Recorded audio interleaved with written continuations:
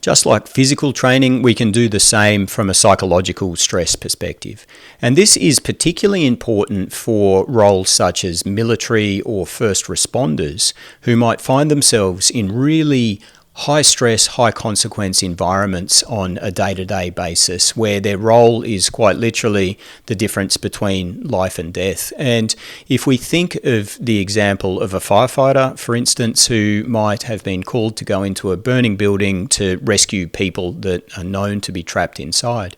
if you take the average person who hasn't had any training in that role and put them in that situation, it's likely that that acute stress, both physical and psychological, will push them well past that optimal point in the Yerkes-Dodson curve. Their performance will drop off and maybe push them into a full-blown fight, flight or freeze response where they're just not functional at all. And that's a byproduct of them not having had the physical training to be able to wear all the kit a firefighter needs to wear, to be wearing the breathing apparatus, to be carrying all the bits and bobs and the hoses and what have you. But equally from a mental perspective, just that psychological stress of going into that high-risk environment with the really high consequence task at hand of trying to find and save people. So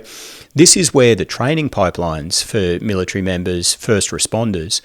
provides this stress inoculation. So that firefighter over time through their training pipeline and their experiences up to that particular event will have been exposed to these stresses in a controlled fashion. They will have worn the kit, they will have developed their physical fitness, and they will have faced reality-based training scenarios that push them into a psychologically stressful state to be able to get that stress inoculation so that on the day they can perform well in that acute high-stress environment.